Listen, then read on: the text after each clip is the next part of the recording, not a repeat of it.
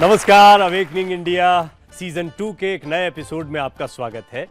और अब तो अगर आप इस सीरीज के साथ बने हुए हैं तो स्वामी जी के जीवन के अलग अलग पहलू, चाहे वेदांत को लेकर उनके जो संदेश रहे हैं इसके विषय में हमने बातचीत की है, ध्यान और एकाग्रता पर हमने बात की है। लेकिन मैं हमेशा कहता हूं किसी एक एपिसोड में इन विषयों को या किसी एक विशेषज्ञ से इन विषयों को समझना बड़ा मुश्किल होता है।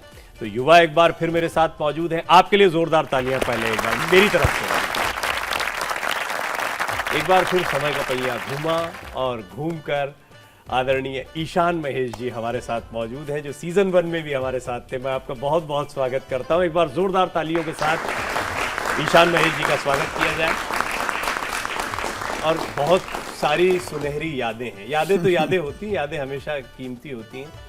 सोचिए, हमें सिर्फ 15 साल 16 साल का ये समय बीता होगा सीजन 1 और सीजन 2 में, और हम इसको इस तरीके से देख रहे हैं। लेकिन स्वामी जी के जीवन का इतना लंबा समय जो है उनके जाने के बाद, देह त्याग के बाद बीता, फिर भी आज भी उनके विचार जस के तस बरकरार हैं, तरोताज़ा है और बल्कि ज़्यादा पावरफुल है। इसके बारे में आज हम बात करेंगे। लेकिन उससे पहले एक छोटी सी फिल्म हम दर्शकों को दिखाते हैं शुरुआत में। तो स्वामी जी के जीवन की जितनी भी बातें हैं या घटनाएं हैं वो खुद अपने आप में प्रेरणा का स्रोत हैं, एक शास्त्र की तरह। आइए एक कहानी देखते हैं।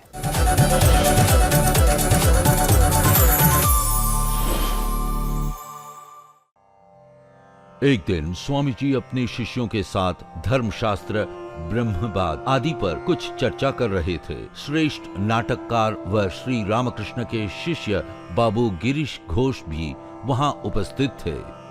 जीसी, तुम क्या कहते हो? खैर, तुम्हें ये सब पढ़ने में कोई रुचि नहीं है। तुम अपने दिन इस ईश्वर व उस ईश्वर को प्रेम करने में व्यतीत करते हो। मैं क्या पढ़ूं भाई? मेरे पास इन सब के लिए ना तो समय है ना ही समझ। परंतु इस बार श्री रामकृष्ण की कृपा से तुम्हारे वेद एवं वेदांत को प्रमाण करके एक छलांग लगा काफी आगे निकल जाऊंगा। वह तुम्हें यह सब पढ़ाने की प्रेरणा देते हैं क्योंकि वे तुमसे बहुत कुछ करवाना चाहते हैं। परंतु हमें इस सब की कोई आवश्यकता नहीं है। वेद के रूप में श्री रामकृष्ण की जय। अच्छा, मेरी बात सुनो। तुमने वेद व वेदांत को अच्छे से पढ़ा है, परंतु मुझे बताओ कि इनमें कहीं पर तुम्हें इस देश के गहन कष्टों का या जनसाधारण की भूख का, व्यभिचार के जुर्मों का व अन्य भयानक पापों से छुटकारा पाने का कोई उपाय मिला? स्वामी जी पूर्णतः शांत व गंभीर हो गए। अपने देशवासियों के दुख व कष्टों का ध्यान करके उनकी आंखों से अश्रुधारा बह निकली। संभवतः वो अपनी भावनाओं को छुपाना चाहते थे। वो उठे और कमरे से बाहर चले गए। क्या आपने देखा इतना विशाल प्रेममय हृदय? मैं तुम्हारे स्वामी जी का आदर केवल इसलिए नहीं करता क्योंकि वे वेदों के पंडित हैं, बल्कि इसलिए कि उनके पास एक ऐसा करुणामय हृदय है जो अपने देशवासियों के दुख से फट जाता है। देखो, वही विषाद भरा हृदय उन्हें अभी यहाँ से रोता हुआ ले गया।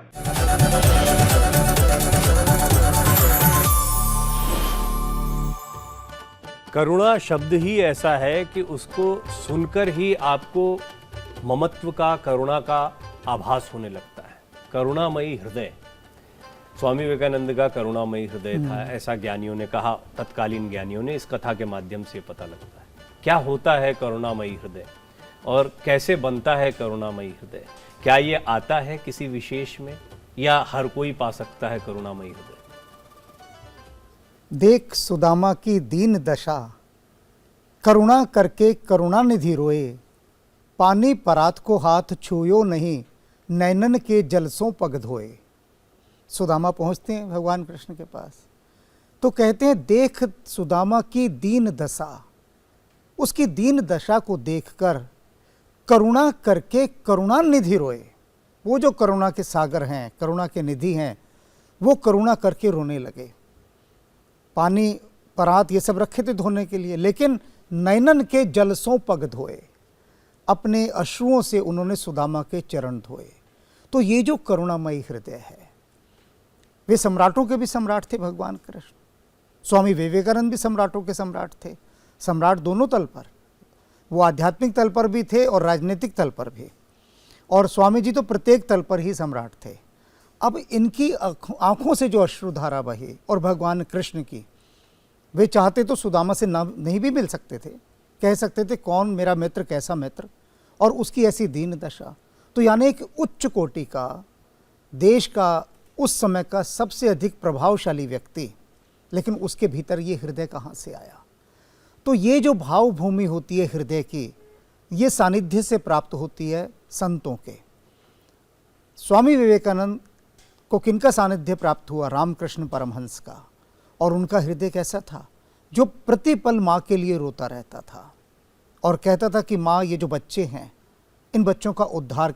रामकृष्ण परमहंस के अंदर अपने देश के लिए बहुत कुछ करने की उत्कट इच्छा थी। अब वो उत्कट इच्छा पूरी हो नहीं रही थी, क्योंकि उसके लिए एक सशक्त माध्यम चाहिए था। और जैसे कि इसी अभी जो दिखाई छोटी सी शॉर्ट फिल्म, उसमें वो क्या कह रहे हैं कि रामकृष्ण परमहंस तुमसे बहुत काम करवाना चाहते हैं। कौन से काम? स्वामी विवेकानंद एक डिवाइन डिवाइस थे रामकृष्ण परमहंस की। उन्होंने क्षमताएं देख ली थी विवेकानंद की, और ये विवेकानंद कोई साधारण नहीं थे। कहते हैं रामकृष्ण परमहंस कि मैंने देखा सप्त ऋषि बैठे हैं वहाँ पर एक दूसरे लोक में, और वहाँ से एक बालक उतरता हुआ आ रहा है, और वो धरती पर अवतरित हुआ, और वो विवेकानंद थे। तो ये अवतरण थे, अवतार पुरुष थे जो स्वामी विवेकानंद आए। ये इतने युवा यहाँ पर हैं या हाँ। देश में, अभी टेलीविज़न के माध्यम से जो आपको देख रहे हैं, मैं हमेशा तमाम मेहमानों से कहता हूँ, इसकी वजह ये है कि अगर कोई भी आदर्श के रूप में स्वामी विवेकानंद, अभी कुछ जानते होंगे, कुछ वैसे नहीं जानते। ये जैन जी है जो हमारे सामने बैठी है, बिल्कुल नई नई पौध है ये इस दौर के बच्चे हैं, डिजिटल क्रांति वाले बच्चे। बिल्कुल। लेकिन मान लीजिए इनमें से कोई इस आदर्श को लेकर आगे बढ़ता है, तो इनमें भी वही संभावना है जो किसी भी महामानव में रही है। इसका विश्वास कैसे जागे? और क्या ऐसा होता है कि कोई विशेष होता है, या कोई ऐसे होते हैं जिनकी लंबी यात्रा होती है? ये जितने भी बच्चे हैं, इन सभी को स्वामी विवेकानंद ने कभी ये नहीं कहा बच्चों, विद्यार्थियों, कुछ भी नहीं कहा। इन सभी के लिए उन्होंने एक ही शब्द का उपयोग किया, हे अमृत पुत्रों। यही किया है ना। तो इन सभी बच्चों को उन्होंने कहा अमृत पुत्रों। और अमृत पुत्र कौन हुआ? जो कभी मरता नहीं। ये सभी उन बीजों की संभावनाओं को लेकर आए हैं जो अमृत पुत्र बन सकते हैं, कल्प वृक्ष बन सकते हैं। लेकिन बीज अपने होने की पूरी संभावनाओं को तभी पा सकता है जब वो अपने आप को भूमि में दबाने की कला सीखे। भूमि में दबाना क्या? साधना करना, तपस्या करना। एक बीज जब भूमि के अंदर पड़ा होता है तब वो भूमि का ताप सहता है, नमी सहता है, और उसके बाद उसका शेल टूटता है, उसका कवच टूटता है, उसका होल टूटता है। और विवेकानंद ने अपने उसी कवच को तोड़ा, उसी शेल को तोड़ा जिसमें वो बंदी थे। वो कहते हैं ना कि ये जितनी काराएं हैं मेरी, इन सबको तोड़ डालूंगा। तो सभी उन्होंने विद्यार्थियों का, पूरे देशवासियों से यही कहा कि तुम में से एक भी साधारण नहीं है, सभी असाधारण हो और तुम अमृत पुत्र हो। लेकिन अपनी क्षमताओं को पहचानने के लिए तुम्हें अंतर्मुखी होना पड़ेगा। स्वामी विवेकानंद बचपन से ही अंतर्मुखी थे, इंट्रोवर्ट, गहरे वो भीतर देखा करते थे। लेकिन समस्या क्या रही? वो देखते थे सारा समाज, सारा युवा वर्ग सभी बाहर देखता है। तो जब हम बाहर देखते रहते हैं निरंतर, तो भीतर चिदाकाश में उतरने की हमारी सारी संभावनाएं समाप्त हो जाती हैं।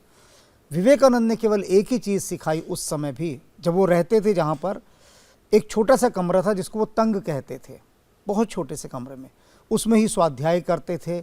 और उसी समय उन्हें भगवान बुद्ध के भी दर्शन हुए थे उसी कक्ष में, जिसे देखकर वो एक बार भयभीत हो गए थे कि ये हुआ क्या। तो ये सब कैसे हुआ? उन्होंने अपनी क्षमताओं को, अपनी प्रतिभा को और अपने होने को जागृत किया। और जागृत कैसे किया? एकांतवास करके, आत्मचिंतन करके, आत्ममनन करके, स्वाध्याय करके। ये जो युवा शक्ति है हमारी, जब तक इन गुणों को नहीं स्वामी विवेकानंद के धारण करेगी, एकांतवास, आत्मचिंतन, स्वाध्याय और निरंतर उन विकसित चेतनाओं का संग करना, ऊर्ध्वगामी चेतनाओं का संग करना, जो बहुत उच्च कोटि की हैं और जिन्होंने उस पार के जगत को देख लिया है। क्योंकि जब भी हम अपने से उच्च ऊर्जा के साथ बैठते हैं, स्वामी विवेकानंद ने कभी लोअर एनर्जी के साथ ज़्यादा देर नहीं टिके। वो जब भी वे बैठे, जब भी केवल उच्च चेतनाओं के पास ही जाते थे उनका ही सानिध्य प्राप्त करते थे, क्योंकि उनसे जो ऊर्जा प्राप्त होती है वही ऊर्जा हमें निरंतर रूपांतरण की ओर बढ़ाती है, और रूपांतरण ही स्वामी विवेकानंद का एकमात्र। आप किन लोगों का साथ ले रहे हो, किनके साथ समय व्यतीत कर रहे हो, उनकी ऊर्जा और ज्ञान का स्तर क्या है, हाँ। वो आपको क्या सिखा रहे हैं, ये बहुत जांचने परखने की बात है। इन युवाओं के लिए ये सीधा सीधा मैसेज है। हाँ। इसको थोड़ा और आगे बढ़ाएंगे, लेकिन कार्यक्रम के फॉर्मेट में कुछ और विद्वान और विद्जन हैं जो अपने विचारों को व्यक्त करते हैं। तो ऐसे ही दिनेश कुमार जी हैं जिनसे हमने बातचीत की। अवेकनिंग इंडिया में युवाओं के लिए उन्होंने क्या संदेश दिया है, जरा सुनते हैं।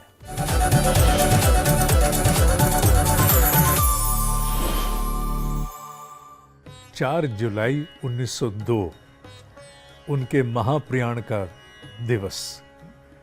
शरीर से पूर्णतः अस्वस्थ थे, क्योंकि शरीर के स्तर पर उन्होंने बहुत कार्य एक छोटी सी आयु में पूर्ण किया था। ये सब होने पर भी उस दिन की दिनचर्या का अगर हम अवलोकन करें, मिनट टू मिनट उनकी उस दिनचर्या को अनुभव करने की चेष्टा करें, तो कोई कह नहीं सकता कि स्वामी जी शरीर से इतने अस्वस्थ थे कि जिसका भान केवल चिकित्सकों मात्र को था। उन्होंने प्रातः से लेकर के और रात्रि शयन के समय, जो कि लगभग 9 से 9:10 का उनका महाप्रयाण का समय आंका जाता है, उस समय तक उनके जीवन की समय सारणी बिल्कुल यथावत बिना किसी व्यतिरेक के उन्होंने पूर्ण की। चाहे वो उनके भोजन से, उनकी लंबी सैर से, उनकी व्याकरण की कक्षाओं से, अथवा अन्य साधकों के संवाद से संबंधित हो, पूरी दिनचर्या पूर्ण करने के उपरांत पूर्ण शांत भाव से वो यहाँ से अपना कार्य पूर्ता करते हुए देह त्याग करके चले गए। सामान्यतः हम देखते हैं कि शरीर में अस्वस्थता का छोटा सा कारण भी मनुष्य को डिगा देता है। उसके अनेकों कार्य का ओट लेकर के, अनेकों कार्यों को वो उस अस्वस्थता की ओट लेकर के बहुत कुछ ताक पर लगा देता है। बहाने जहाँ समाप्त होते हैं, उस महान चरित्र का नाम है स्वामी विवेकानंद।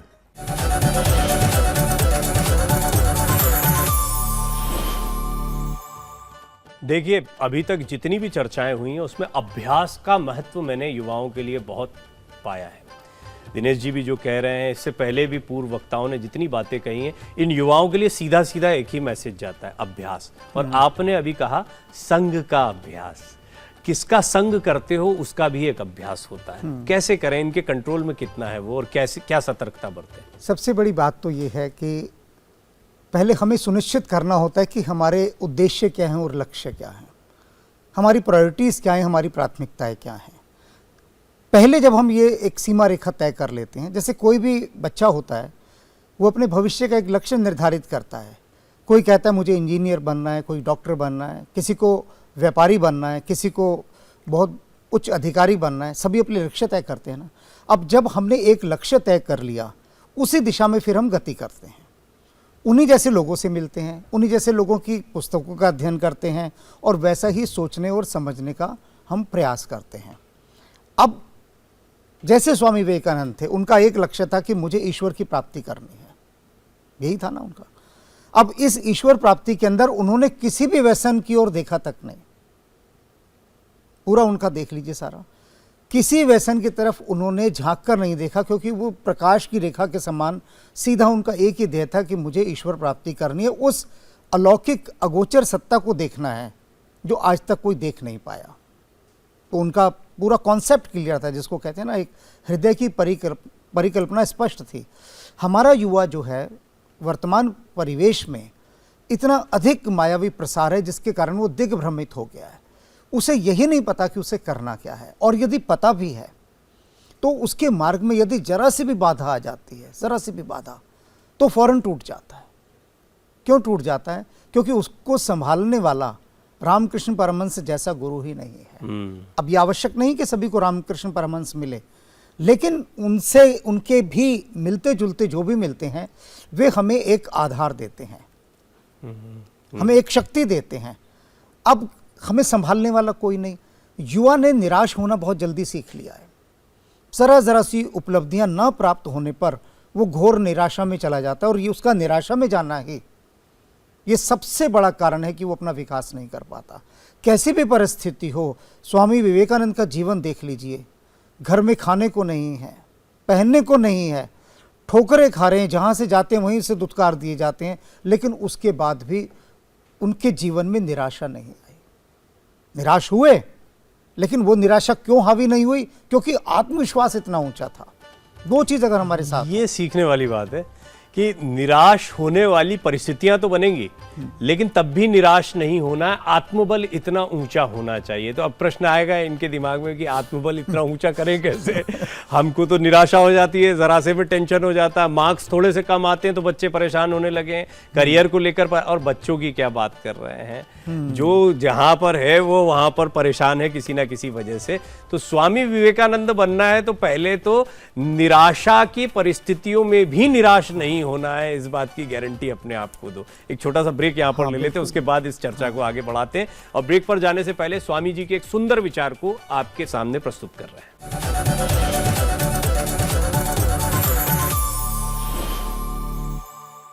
यथार्थ अनुसंधान किए बिना कोई बात बिल्कुल अस्वीकार कर देना सत्यप्रिय वैज्ञानिक मन का परिचय नहीं देता। पुरातन पौराणिक घटनाओं को रूपक में चिरस्थायी करने की चेष्टा करने से एवं उन्हें अत्यधिक महत्व देने से अंधविश्वास की वृद्धि होती है, और यह वास्तव में दुर्बलता है। सत्य के साथ कभी भी किसी प्रकार का समझौता नहीं होना चाहिए। सत्य का ही उपदेश दो, और किसी प्रकार से भी कुसंस्कार के पक्ष में युक्ति देने की चेष्टा मत करो, अथवा शिक्षार्थी की धारणा शक्ति के उपयोगी बनाने के लिए सत्य को तोड़ मरोड़ कर नीचे लाने की कोशिश मत करो। जिन्हें आत्मानुभूति या ईश्वर साक्षात्कार न हुआ हो, उन्हें यह कहने का क्या अधिकार है कि आत्मा या ईश्वर है? यदि ईश्वर है तो हमें उसे देखना होगा, यदि आत्मा है तो हमें उसका अनुभव करना ही होगा, अन्यथा विश्वास न करना ही भला है। ढोंगी होने से स्पष्टवादी नास्तिक होना अच्छा है। मनुष्य सत्य चाहता है, वह सत्य का स्वयं अनुभव करना चाहता है, और जब वह सत्य की धारणा कर लेता है, अपने अंतःकरण में उसका अनुभव कर लेता है वेदों के अनुसार, तभी उसके सारे संदेह दूर होते हैं, तमोजाल छिन्न भिन्न हो जाता है और सारी वक्रता सीधी हो जाती है।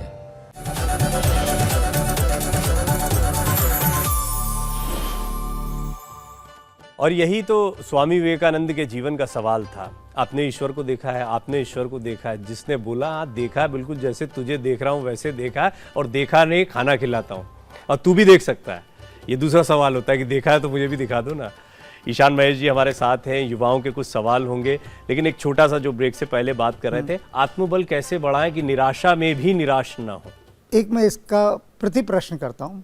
शरीर दुर्बल है, बहुत कमज़ोर है, तो हम उसे शक्तिशाली कैसे बनाएं? पहले इसका उत्तर कोई दे।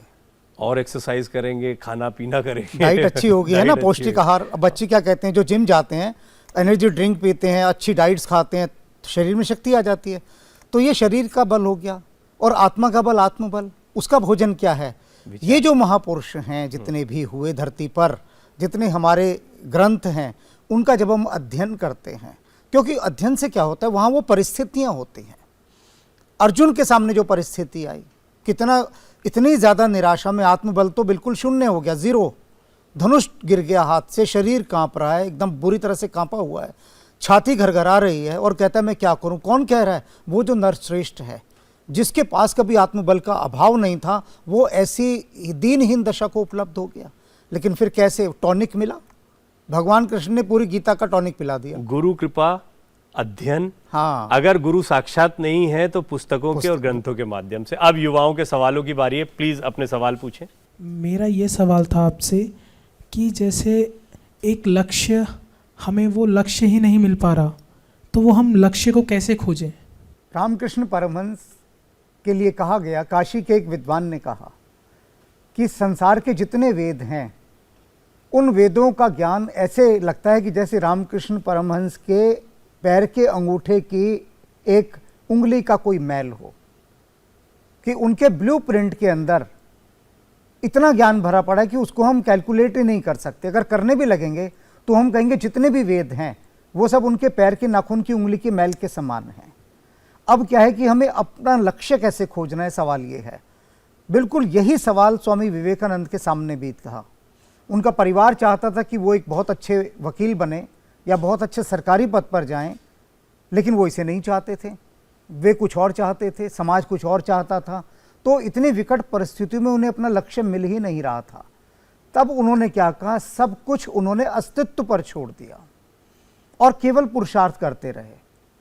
हमारे जीवन में समस्या क्या है कि हम लाभ पर दृष्टि रखते हैं। लाभ पर दृष्टि रखने के बाद हम अपने लक्ष्य निर्धारित करते हैं। तो हमारे लक्ष्य क्या है, टूट टूट कर बिखरने लगते हैं। अभी हम एक लक्ष्य चुनते हैं, थोड़े दिनों बाद दूसरा चुन लेते हैं, फिर तीसरा चुन लेते हैं। तो हमारे उन लक्ष्यों को ऊर्जा नहीं मिलती। जैसे कि अगर किसी भी चीज़ को बल देना हो, उदाहरण के लिए मैं कहूँ कि एक मुर्गी अंडे के ऊपर बैठी है और वो अंडे पर थोड़ी थोड़ी देर में उठ के चली जाए, फिर बैठे फिर उठकर चली जाए, तो वो उस अंडे से कभी भी वो बच्चा बाहर नहीं आएगा, क्योंकि पूरी ऊर्जा जो तपिश चाहिए वो तपिश उस अंडे को पूरी मिलेगी नहीं। तो हमारे जीवन के जो लक्ष्य हैं वो हमारे भीतर से हमें स्पष्ट होते हैं। थोड़ा सा धुंधलापन आता है जीवन में, लगता है कि क्या होगा क्या नहीं होगा, लेकिन फिर एकदम एक कॉन्सेप्ट हमारे सामने क्लियर हो जाता है। लेकिन उसके लिए सबसे बड़ी आवश्यकता जो है भीतर को शांत रखने की। अगर जल हिल रहा हो पानी का और उसके अंदर तुम अपना प्रतिबिंब देखना शुरू करो तो दिखाई देगा। थोड़ी देर रुक जाओ, जल को शांत होने दो, उसके बाद देखोगे तुम्हारे अपना पानी भी ग्लास का काम करेगा, लुकिंग ग्लास का। तुम्हें अपनी चीज साफ दिखाई देगी। क्यों दिखाई दे गई? तुम्हारा वो हिलना बंद हो गया। तो हमारे भीतर की जो वाइब्रेशंस हैं, हिलना जो है, कांपना जो है, जिस दिन हमारा कांपना थप जाएगा, बिल्कुल थम जाएगा, हमें साफ दिखाई देगा कि परमात्मा ने हमें किस लक्ष्य के लिए भेजा है, सबको तय करके भेजा है। तुम यहाँ पर ये काम करोगे। हम देख क्यों नहीं पाते? हम अपने चित्त को शांत नहीं कर पाते। कुछ देर के लिए सारी गतिविधियों को रोक दो, ध्यानस्थ होकर बैठ जाओ, कुछ नहीं करो, बैठ जाओ बस, जैसे स्वामी जी बैठते थे। बैठने शब्द को पकड़ना। मेरे गांव में अगर गंदा पानी होता है, हमारे गांव में एक दिन मैं पानी पीने गया, बड़ा गंदा पानी था, तो मैंने कहा ये पानी थोड़ी ना पीऊँगा। तो मेरे मामा कहने लगे अब ये बैठ जाएगा तब पी लेना। मैं समझा नहीं क्या बैठ जाएगा। थोड़ी देर में उस जितना रेत था नदी का वो सब बैठ गया और बिल्कुल साफ पानी था और मैंने वो पी लिया, बिल्कुल साफ पानी। तो जो बैठ जाओ शब्द कहा, भगवान बुद्ध ने भी क्या कहा था अंगुलीमाल को? ठहर जा। मैं तो ठहर गया, तू कब ठहरेगा? तो ये ठहरना, ये बैठना, ये प्रतीक है हमारे भीतर की मनस्थिति को शांत करने का। और जिस दिन शांत कर लोगे, लक्ष्य तुम्हारे सामने ही खड़ा है, अपने आप आपको दिखेगा। भीतर जो उद्वेलन चल रहा है, विचारों की जो आपाधापी चल रही है, उसको शांत करो। और दूसरा जो एक उदाहरण दिया कि पानी की बौछार अगर एक तो शॉवर से भी आप लेते हो, नहा भी लेते हो, लेकिन वही एक साथ सारी मिल जाए तो पत्थर में भी छेद कर देती है। पानी की धार इतनी तेज होती है। तो कंसिस्टेंसी भी चाहिए और फोकस भी चाहिए। एक आध सवाल और मैं चाहूँगा कि कार्यक्रम के अंत में कोई पूछना चाहे तो। स्वामी विवेकानंद जी के अनुसार concentration is the foundation of all knowledge and meditation is the expression, is its higher expression. So मेरा प्रश्न है कि आखिर कैसे मेडिटेशन एंड कंसंट्रेशन एक दूसरे से इंटरकनेक्टेड है और आखिर कैसे एक तत्व दूसरे तत्व की महत्ता को बढ़ाता है? एकाग्रता जो है वो एक तनाव हमारे जीवन में उत्पन्न करती है। इस चीज़ को समझ लेना। एकाग्रता, उन्होंने एक शब्द का उपयोग क्यों किया? क्योंकि विद्यार्थियों को समझाना था, समाज को समझाना था, इसलिए शब्द वो वही लेंगे। एकाग्र का मतलब है सब चीज़ों को लाकर एक बिंदु पर केंद्रित कर देना। अब मैं तुम्हें एक उदाहरण देता हूँ बहुत छोटा सा। तुम्हें मैं एक लुकिंग ग्लास देता हूँ, दर्पण, और उस दर्पण पर सूर्य की किरणें पड़ेंगी और मैं कहूँगा ये सामने इस कागज़ के ऊपर भी इस किरणों को डालो। तो तुमने हाथ में शीशा लिया और उससे कागज़ के ऊपर किरणें डाली, कागज़ पर कुछ नहीं होगा। फिर मैं तुम्हें एक मैग्नीफाइंग ग्लास देता हूँ, यानी लेंस। उस लेंस को तुम सूरज की तरफ करती हो, कागज़ पे रखती हो तो कागज़ में आग लग जाती है। क्या हुआ? क्या किया? उस लेंस ने सिर्फ इतना किया कि सूरज की जितनी किरणें जा रही थी उन सबको इकट्ठा किया और एक बिंदु पर लाकर टिका दिया। ग्लास तो वो भी है, ग्लास लुकिंग ग्लास भी है, दोनों को हम ग्लास कहते हैं। उसको हम मैग्नीफाइंग ग्लास कह देते हैं, उसको लुकिंग ग्लास कह देते हैं, दोनों ग्लास। लेकिन एक के पास वो शक्ति है कि सारी किरणों को इकट्ठा कर दिया, उसने बांध दिया। अब देखो, किरणों को बांधने की शक्ति एक कांच रखता है और हम ही वो कांच हैं। हमें लुकिंग ग्लास बनना है या मैग्नीफाइंग ग्लास बनना है, ये हम पर निर्भर करता है। अगर हमें मैग्नीफाइंग ग्लास बनना है तो क्या होगा, हमें बाकी की चीज़ों को आउट ऑफ फोकस करना होगा। तो बाकी की चीज़ों को आउट ऑफ करना इज द मेडिटेशन। जब आप आउट ऑफ फोकस कर देते हैं, और जब वो आउट ऑफ फोकस हो गई तो फोकस क्या हुआ, एकाग्रता। तो फिर magnifying glass is a focus form. देखिए, ध्यान एक इतना महत्वपूर्ण विषय है और ये मेरे सौभाग्य का विषय है कि अगले हफ्ते भी हमारे साथ ईशान महेश जी एक बार फिर होंगे, तो ध्यान पर ही हम पूरी बात करेंगे, क्योंकि बच्चों की जो ये पूरी बात आई है, ये कहीं ना कहीं ध्यान को थोड़ी गंभीरता से, स्वामी विवेकानंद का ध्यान क्या था। हमने तो ये भी सुना है कि ध्यान में चले गए हैं, दिन दिन भर ध्यान में बैठे हुए, खाना पीना भूल गए। ध्यान में ऐसा कौन सा आनंद आता है? फिर ध्यान में आनंद एक चीज है और ध्यान से मिलने वाली शक्ति एक चीज है। वो शक्ति मिलती है तो क्या, जो हम देखते हैं कुछ डिवाइन पावर्स होती हैं, कुछ लोग मानव से महामानव बनने की तरफ बढ़ते हैं, यानी वो कुछ ऐसी चीजों को संपादित करते हैं जो सामान्य तौर पर सोचकर भी घबराहट होने लगती है कि कोई ऐसा कैसे कर सकता है। तो क्या ऐसी शक्तियां भी विकसित होती हैं? इन विषयों को मैं आपके समक्ष रखूंगा, लेकिन अगले सप्ताह अगले एपिसोड में। आज के लिए आपका बहुत बहुत धन्यवाद, आप यहाँ आए, और आप सभी युवाओं का बहुत बहुत धन्यवाद। एक बार स्वामी जी के लिए तालियां और आपके लिए भी तालियां। अवेकनिंग इंडिया का ये शानदार सफर लगातार जारी है और इसमें कई विषयों को हम आपके सामने रख रहे हैं। देखिए, बड़ा दिलचस्प पहलू ये है कि आज जेन ज़ी के दिमाग में क्या चलता है, विवेकानंद के विचारों को आज वो कैसे समझें, आज की चुनौतियों में विवेकानंद के विचार हमारे सामने कैसे आना चाहिए, ये काम एआई कर रहा है। एआई यानी अवेकनिंग इंडिया। एक एआई वो भी है जो आजकल आप इस्तेमाल कर रहे हैं, लेकिन ये एआई अपना काम करता रहेगा। अगले हफ्ते फिर एक बार ईशान जी के साथ आपके समक्ष प्रस्तुत होंगे। तब तक के लिए इजाजत दीजिए, नमस्कार।